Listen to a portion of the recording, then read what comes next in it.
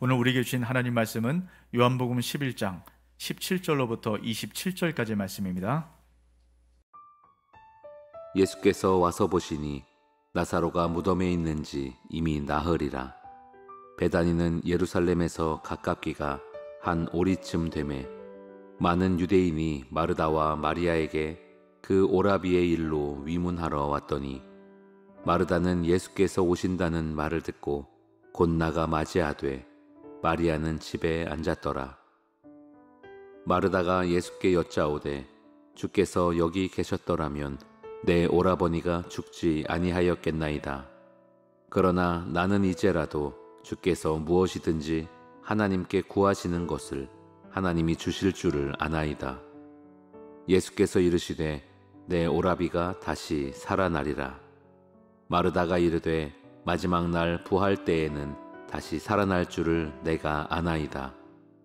예수께서 이르시되 나는 부활이요 생명이니 나를 믿는 자는 죽어도 살겠고 무릇 살아서 나를 믿는 자는 영원히 죽지 아니하리니 이것을 내가 믿느냐. 이르되 주여 그러하외다. 주는 그리스도시요 세상에 오시는 하나님의 아들이신 줄 내가 믿나이다. 아멘. 우리 앞뒤적으로 인사하겠습니다. 사랑하고 축복합니다. 네, 여러분 좀 많이 이렇게 좀 인사 나눠주시고 좀 격려해 주시고 여러분 그렇게 해주시길 부탁드리도록 하겠습니다. 우리가 지금 요한복음 말씀을 함께 나누고 있지 않습니까? 여러분 요한복음 말씀은 다 중요해요. 이 말씀 하나하나에 담겨져 있는 여러분 그 진리가 얼마나 놀라운지 모릅니다. 근데 우리가 오늘 살펴볼 말씀은 그 말씀 가운데 특별히 중요한 말씀입니다. 여러분 요한복음에 보면 7개의 표적이 나옵니다. 그 표적 하나하나에 담겨져 있는 아주 중요한 의미가 있거든요. 우리 좀 표를 보면서 함께 말씀을 나눠볼까요? 네, 여러분 첫 번째 표적은 혼인잔치집에, 여러분 혼인잔치집에 포도주가 떨어졌습니다. 그 기쁨이 사라졌다는 얘기예요. 그럼 그곳에 주님께서 찾아가셔서 물을 포도주로 바꿈을 통해서 다시금 기쁨을 회복시켜 주신 이 첫 번째 표적의 이야기입니다. 두 번째 표적은 왕의 신하의 아들, 다 죽을 지경이 되었습니다. 그런 죽을 지경이 되어 있는 아들을 바라보는 아빠의 심정이 어떨까요? 그 아들을 고쳐주시는, 그래서 그 마음을 위로하시는 두 번째 표적이 있습니다. 세 번째 표적은 38년 된 병자입니다. 모든 안식을 잃어버렸어요. 그 안식을 다시 되찾아주시는 그런 표적이 세 번째 표적이고요. 네 번째 표적은 오병의 기적을 통해서 우리의 모든 배고픔과 갈증을 해결하시는 하나님의 위로가 담겨져 있습니다.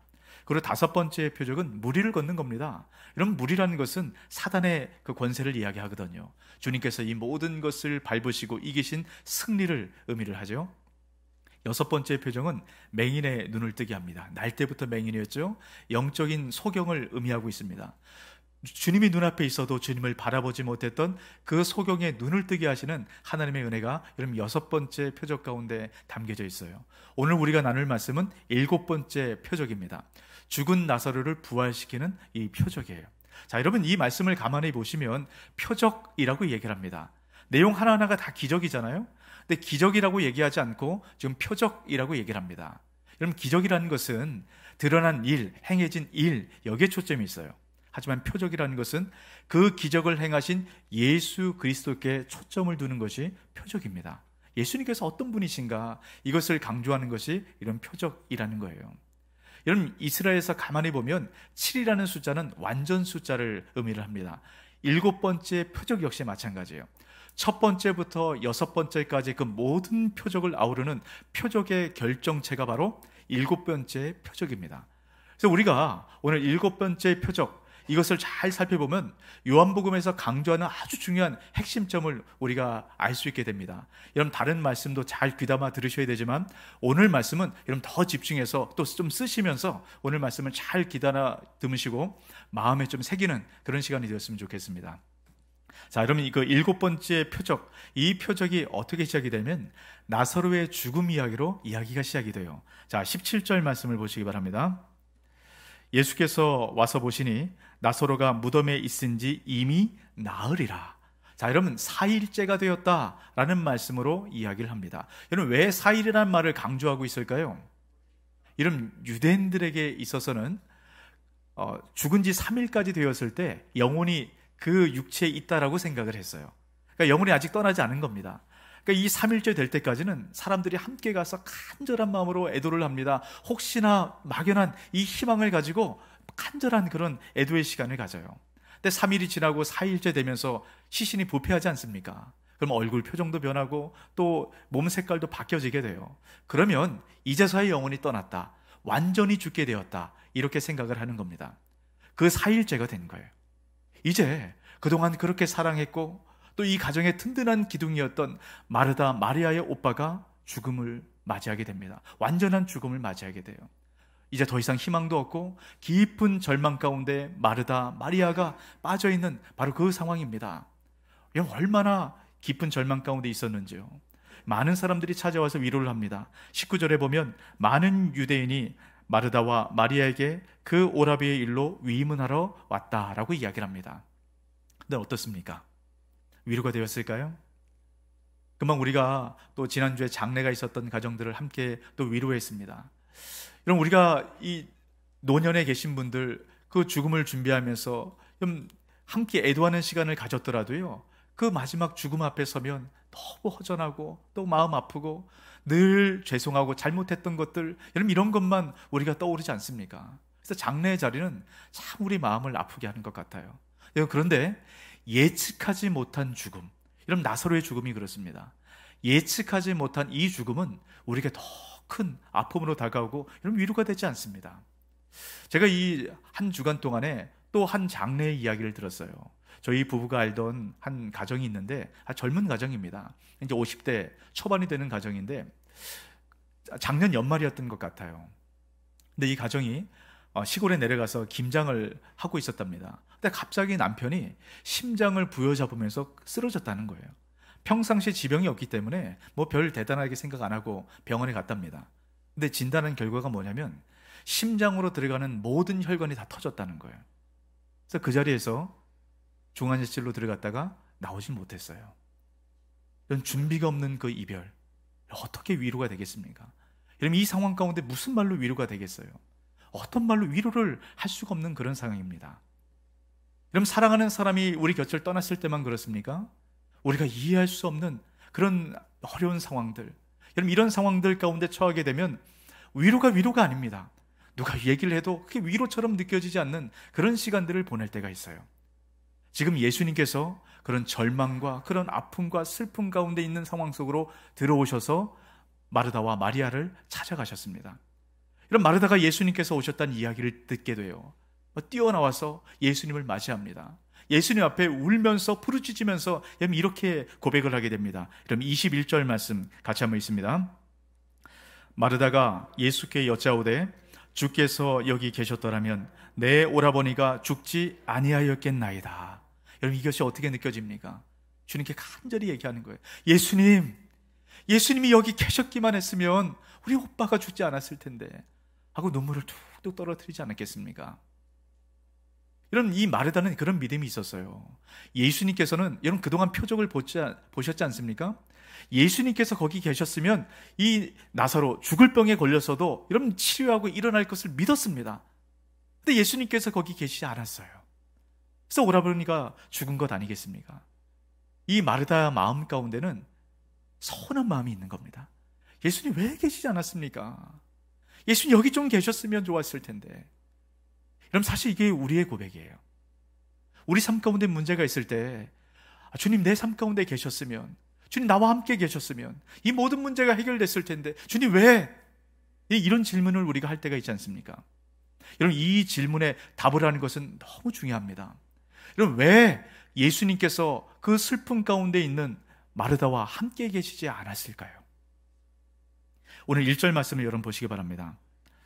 어떤 병자가 있으니 이는 마리아와 그 자매 마르다의 마을 베다니에 사는 나사로라. 여러분 나사로가 병들었다라고 얘기를 합니다. 이 병이 들었을 때 마르다와 마리아가 즉시 예수님께 사람을 보내서 그 예수님을 초청을 합니다. 이런 그 이야기가 3절에 나와 있는데요. 이에 그 누이들이 예수께 사람을 보내어 이르되 주여 보시옵소서 사랑하는 자가 병들었나이다 하니. 여러분 지금 나사로를 어떻게 표현합니까? 사랑하는 자. 예수님께서 나사로를 너무너무 사랑하셨던 것 같아요. 자, 사랑하는 자라고 표현을 합니다. 자, 그리고 5절 말씀을 보시기 바랍니다.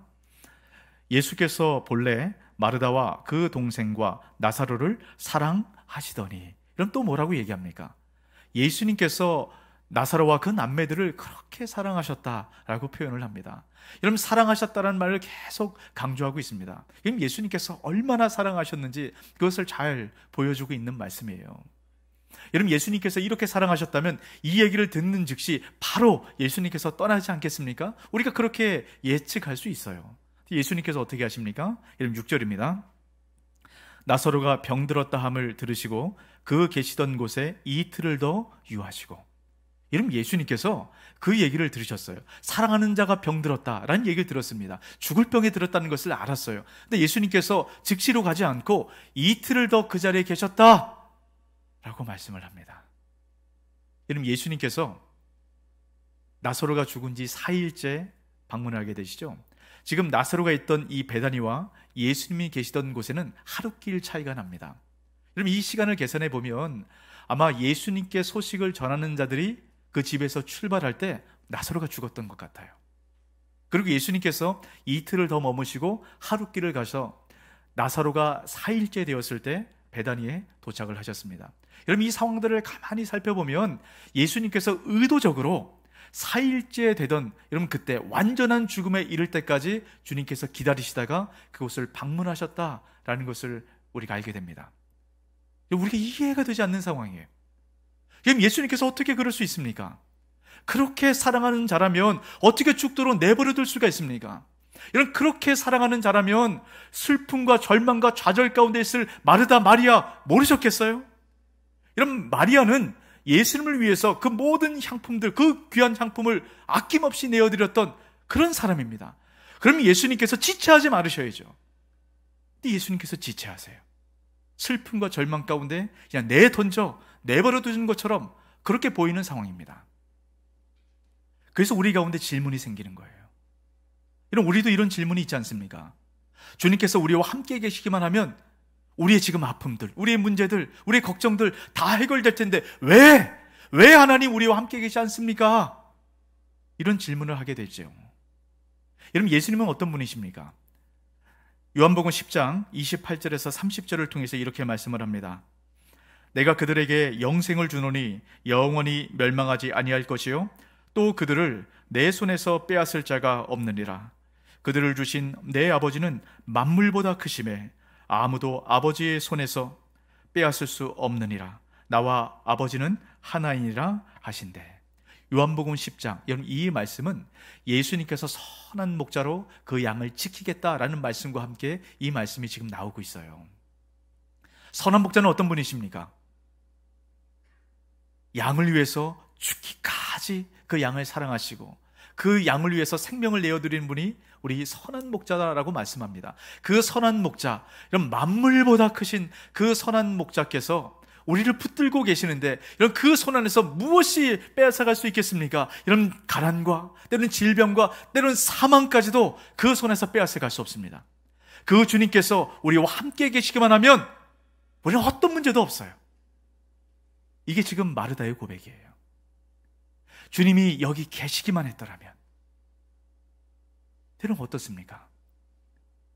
그렇게 사랑했다라고 말하는 나사로를 왜 내버려 두셨을까요? 그렇게 사랑한다라고 얘기하는 그 마르다를 왜 슬픔 가운데 내버려 두실까요? 여러분, 예수 그리스도의 이 사랑과 이 죽음, 여러분, 이 안에 큰 갈등과 이 괴리 현상이 나타납니다. 여러분, 이것 때문에 우리가 힘든 거예요. 여러분들, 이 마르다의 고백 안에는 잘못된 큰 두 가지가 있습니다. 여러분, 이것을 바꿔야만 절망이 희망으로 바뀌게 되는 거예요. 우리도 마찬가지입니다. 여러분, 우리도 때로는 이렇게 고백할 때가 있어요. 여러분, 이 안엔 바꿔야 될 큰 두 가지가 있다는 것을 여러분 꼭 기억하세요. 이런 첫 번째는 무엇이냐면, 우리의 원함과 예수님의 원함은 다르다는 겁니다. 우리의 원함과 예수님의 원함 사이에는 간격이 있다는 거예요. 여러분, 마르다의 원함은 뭡니까? 예수님께서 즉시로 오셔서 나사로를 살려주시는 겁니다. 병을 고쳐주시는 거예요. 그것이 마르다의 원함입니다. 여러분, 이것이 우리의 원함 아닙니까? 우리가 문제가 있을 때 이 문제를 주님 즉시 찾아오셔서 해결해 주시는 것, 이게 우리의 원함입니다. 근데 주님의 원함은요, 이틀을 더 그 자리에 머무시는 거예요. 여러분, 왜 주님께서 이틀을 더 머무실까요? 여러분, 4절 말씀을 보시기 바랍니다. 예수께서 들으시고 이르시되 이 병은 죽을 병이 아니라 하나님의 영광을 위하며 하나님의 아들이 이로 말미암아 영광을 받게 하려 함이라 하시더라. 자, 여러분, 예수님의 원함은 하나님의 영광입니다. 하나님의 영광을 위해서 이틀을 더 머물고 기다리고 지체하는 것처럼 그렇게 보여지는 거예요. 여러분, 왜 우리의 원함과 예수님의 원함 사이 이 간격이 생길까요? 여러분, 이 간격이 생기는 분명한 이유가 있습니다. 우리는 당장 눈앞에 있는 일, 이걸 바라보죠. 하지만 예수님은요, 하지만 하나님은 우리가 보지 못하는 그 뒤의 것들을 바라보시기 때문에 간격이 생기는 겁니다. 여러분, 고린도전서 1장 25절을 통해서 이렇게 말씀을 하죠. 하나님의 어리석음이 사람보다 지혜롭고 하나님의 약하심이 사람보다 강하니라. 여러분, 우리는 늘 눈앞에 있는 걸 봐요. 하지만 하나님은 보이지 않는 그 뒤의 것들을 보십니다. 그리고 가장 좋은 것으로 우리 삶 가운데 예비하셨어요. 여러분, 우리가 이것을 믿는다면 만물보다 크신 주님께서 우리를 붙들어 가시고 우리 인생을 책임지신다는 그 믿음, 주님께서 우리가 보지 못하는 그 뒤의 것을 보고 계시다는 그 믿음, 그 믿음이 있을 때 우리는 우리의 원함과 예수 그리스도의 원함 사이의 간격을 메꿀 수 있습니다. 이런 이 믿음의 은혜가 저와 여러분과 함께 하시길 주의 이름으로 축복합니다. 주님께서 바로 그런 분이세요. 여러분, 두 번째 문제를 해결을 해야 됩니다. 여러분, 이것이 오늘 말씀의 핵심이에요. 지금 마르다의 고백 가운데 나타나 있는 두 번째 문제는 무엇이냐면, 여러분, 예수님께서 함께 계시지 않는다라고 느껴지지만 예수님께서 그곳에 함께 계셨다라는 거예요. 여러분, 이게 무슨 말일까요? 예수님 분명히 함께 계시지 않지 않았습니까? 근데 예수님은 그곳에 함께 계셨다라는 겁니다.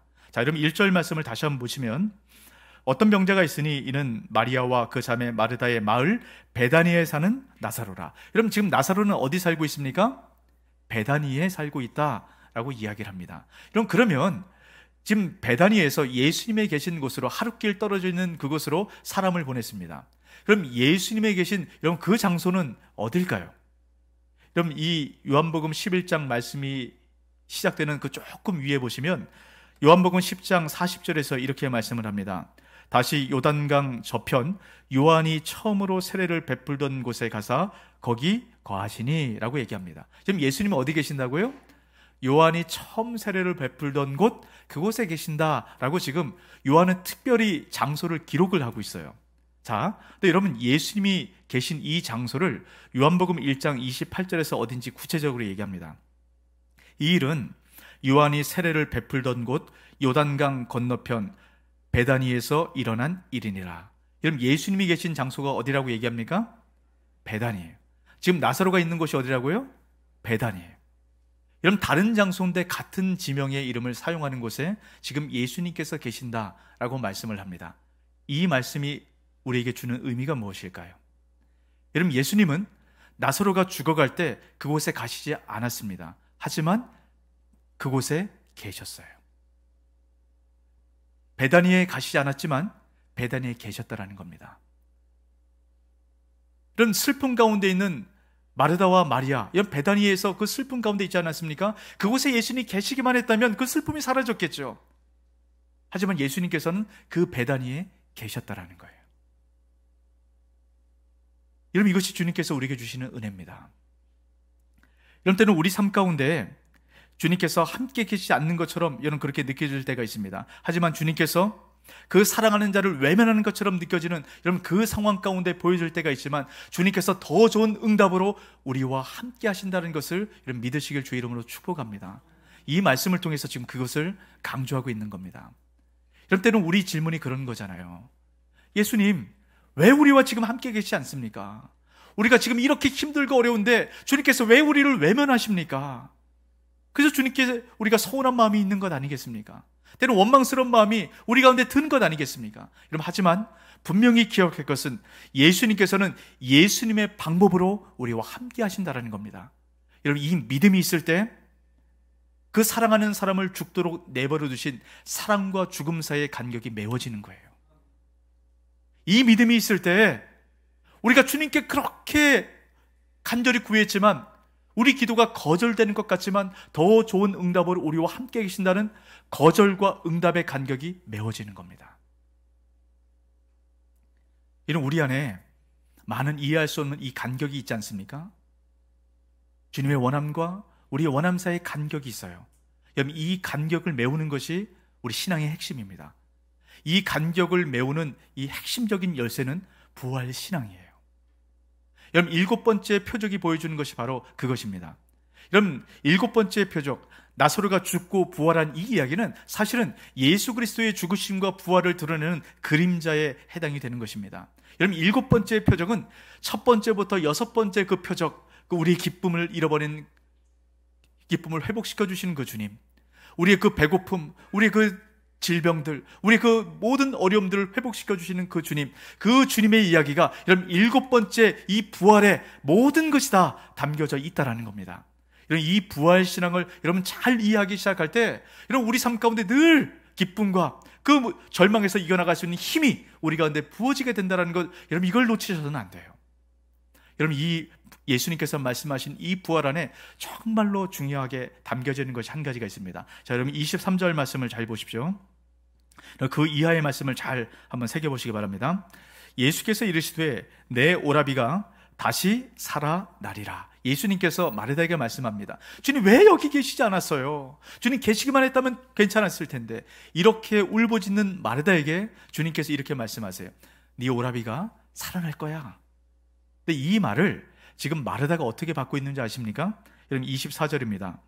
마르다가 이르되 마지막 날 부활 때에는 다시 살아날 줄을 내가 아나이다. 지금 예수님께서 말씀하신 의도와 마르다가 이해하는 게 완전히 달라요. 지금 예수님은 지금 바로 여기서 부활이 일어날 것이다 라고 말씀을 합니다. 근데 마르다는 뭐라고 얘기합니까? 마지막 때의 부활이 있을 줄 내가 믿습니다. 내가 그렇게 알고 있습니다 라고 이야기를 해요.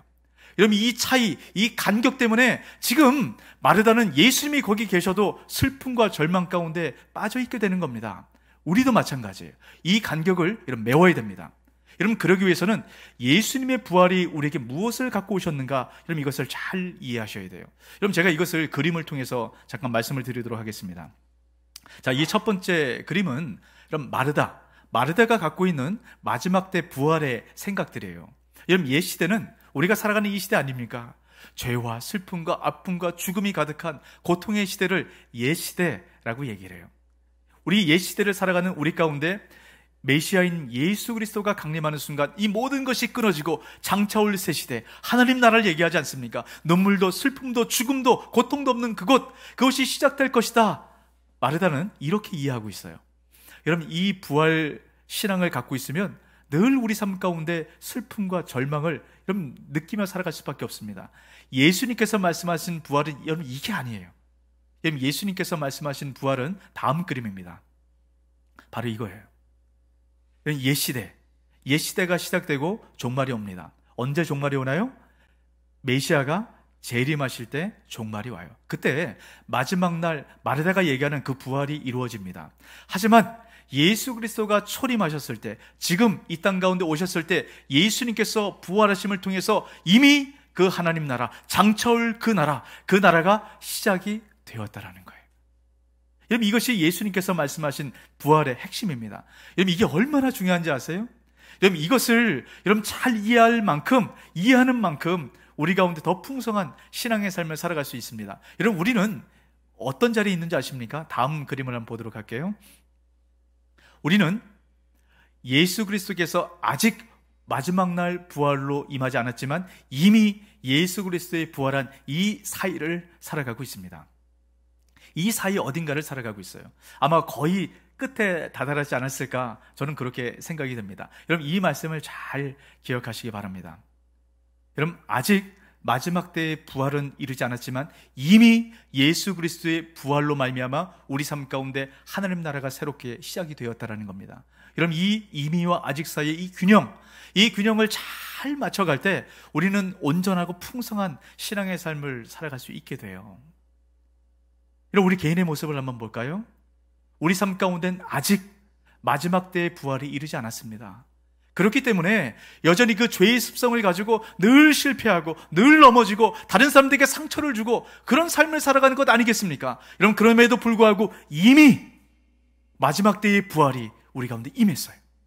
그래서 우리는 이 죄로 벗어나서 죄의 습성을 이겨나가고 분명히 변화될 여러분 그런 존재라는 걸 여러분 믿으시길 주의 이름으로 축복합니다. 이 관점이 필요해요. 이 시각으로 여러분 우리를 바라보면 우리는 지금 성장하는 과정 가운데 있습니다.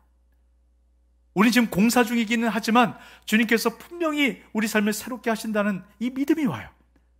그래서 이 성장 중인 사람을 바라보면서 이런 기대하게 되고 이해하게 되고 기다려줄 수 있는 이런 그런 마음이 삼겨지게 되는 겁니다.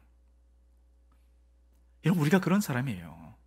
이런 우리 삶 가운데 참 많은 문제들이 있지 않습니까? 어려운 일들이 있어요. 근데 주님께서 이것을 이미 풀어가고 계신다는 겁니다. 우리가 이 믿음 놓치지 마십시오. 우리는 이렇게 끝나는 인생이 아닙니다. 때로는 우리 배우자, 우리 남편, 아내, 또 우리 가족, 특별히 우리 자녀들, 이런 우리 자녀들을 이런 관점으로 보시기 바랍니다. 예수 그리스도의 부활 안에 있기만 하면 주님께서는 반드시 이 인생을 새롭게 바꿔가세요. 이런 그럴 때 우리가 기다려줄 수 있는 겁니다. 이해할 수 있는 거예요.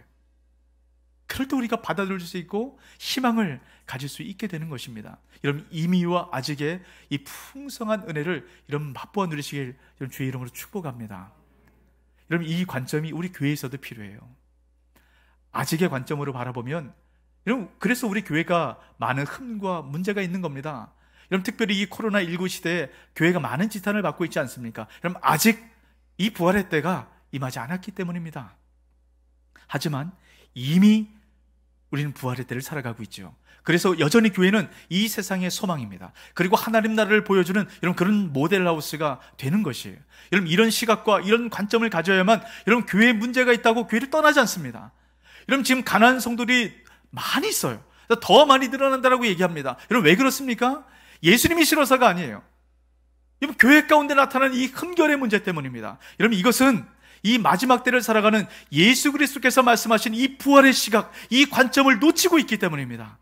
여러분, 이 관점을 가질 때 우리가 더 이상 교회를 비판하고 손가락질하는 것이 아니라 교회를 바꿔갈 수 있는 그런 기대감을 갖고 이런 우리가 그렇게 바꿔가는 인생을 살아갈 수 있게 되는 것입니다. 여러분, 우리 교회가 여러분 그런 교회 되시길 주의 이름으로 축복합니다. 여러분, 이 세상을 바라보는 관점 역시 마찬가지예요. 여러분, 아직 마지막 부활의 때가 임하지 않았습니다. 그래서 우리가 어떤 문제가 나타납니까? 여전히 압제가 있고요, 고통이 있고요, 전쟁이 있고요. 여러분, 경제적 양극화의 현상 어떻습니까? 여러분, 지금 수출이 호황을 이룬다라고 얘기를 하죠. 근데 그것은 일부 계층만 그렇다는 거예요. 이 경제적 양극화의 현상이 나타나고 있습니다. 일부는 많은 수익을 보는데 더 많은 사람들은 어려움을 당하고 그 고통 가운데 있다라고 얘기합니까? 그럼 어떻게 이렇게 불평등할 수가 있을까요? 아직 마지막 부활의 때가 임하지 않았기 때문에요. 하지만 이미 그 부활의 때는 임했습니다. 여러분, 이것이 무엇입니까? 이미 하나님께서 이 세상을 다스려가고 계신다라는 겁니다. 여러분, 이 세상을 이미 그 부활의 은혜를 경험하는 바로 저와 여러분 통해서 이 세상을 하나님께서 바꿔갈 것을 기대하고 저와 여러분을 통해서 이 세상을 지금 바꿔가고 있습니다. 여러분, 이것이 바로 부활신앙이에요. 이 신앙을 놓쳐서는 안 됩니다. 이 신앙을 갖고 살아갈 때 이런 우리 삶 가운데 있는 그 모든 문제를, 또 이 세상에 있는 그 많은 이해할 수 없는 상황들을 우리가 이해하고 받아들이고 기다릴 수 있는 이런 그 은혜가 부어지게 된다는 거예요. 이 부활 신앙을 갖고 살아가기 위해서는 여러분 아주 중요한 한 가지를 여러분 꼭 기억하셔야 됩니다. 여러분, 창세기 말씀에 보면 야곱이라는 사람이 나와요. 이 야곱은 어떤 사람입니까? 나이가 많아서 그 아버지가 눈이 보이지 않습니다. 근데 그 아버지를 속여요. 그 아버지를 속여서 형이 받아야 될 그 장자권을 빼앗습니다. 참 비열한 사람이죠. 근데 이 장자권을 빼앗고 나서는 막상 이 상황이 닥치니까 형이 자기를 해할 것 같으니까 이 해를 피해서 도망을 갑니다. 여러분, 비열할 뿐만 아니라 비겁하지 않습니까? 그 광야로 도망을 가요. 도망가다가 이제 사람이 없는 곳을 찾아가다가 베델산이라는 곳에 이르게 됩니다. 밤이 깊었어요. 여러분, 그곳에 잠을 청하려고 보니까 유숙할 곳이 없는 겁니다. 돌베개 하나 갖고 가서 여러분 잠을 청하고 있습니다. 이 돌베개, 처량한 야곱의 모습을 보여주지 않습니까? 그 잠깐 그 복 하나 그거 얻으려고 그렇게 아등바등 있다가 모든 거 다 잃어버리고 지금 외로이 처량하게 돌베개 하나 비고 자는 그런 처량한 신세가 되었어요. 그럼 이때 야곱이 꿈을 꾸죠. 하늘이 열립니다. 하늘과 땅을 잇는 사닥다리가 연결이 돼요. 이 하늘과 땅을 연결한 이 사닥다리가 이어지는 순간 이 절망에 있던 야곱은 희망의 인생으로 바뀌어지게 됩니다.